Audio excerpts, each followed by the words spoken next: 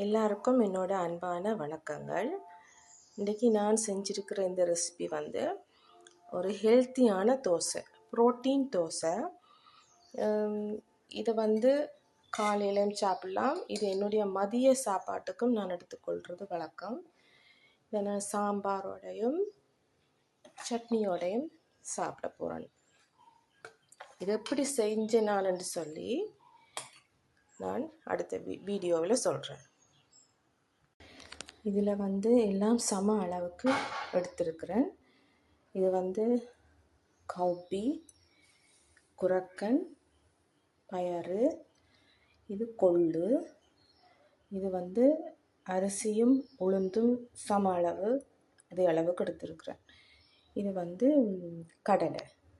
இவ்வளோத்தையும் நாங்கள் நல்லா வடிவாக கழுவிட்டு ஒரு நைட் ஃபுல்லாக ஊற போடுவோம். இப்போ பார்த்தீங்கன்னு சொன்னால் இது ஒரு நைட் ஃபுல்லாக நான் ஊற விட்டு எடுத்திருக்கிறேன். இதுக்குள்ளே அரிசி போட்டிருக்கிறேன். ஏன்னு சொன்னால் மற்ற இதுகளெல்லாம் சேர்த்து நாங்கள் தோசையாக சுடும்போது லேஸில் எடுபடாது, ஒரு மாதிரி களி மாதிரி வரும். அதனால் நான் அரிசியும் கொஞ்சம் சேர்த்துருக்கிறேன். இதை நாங்கள் மிக்சியில் போட்டு நல்லா பேஸ்ட்டாக தோசை மாதிரி பேஸ்ட்டாக அடித்து எடுக்க போகிறோம். இதை மிக்சி ஜாரில் போட்டிருக்கேன். இதோட வந்து கொஞ்சம் கருவேப்பிலையும் நான் போட்டு அரைக்கிறேன். நல்லா இருக்கா, சத்தான இதையும் நாங்கள் போட்டு அரைச்சி கொள்ளலாம். இந்த அளவுக்கு தேவையான அளவு தண்ணி விட்டு தோசை மாப்பதத்துக்கு அரைச்சி வச்சிருக்கிறேன்.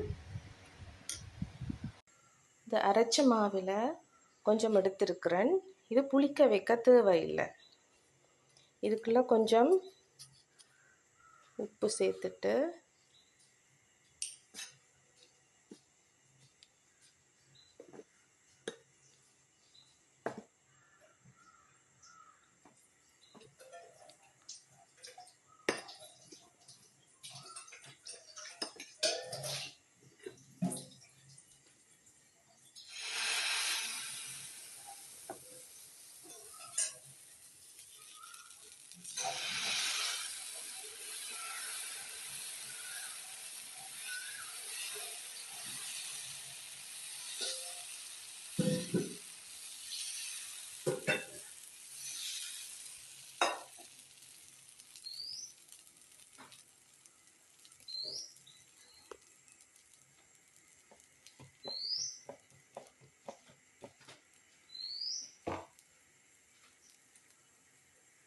கொஞ்சமாக நல்லெண்ணெய் சேர்த்துருக்கிறேன்.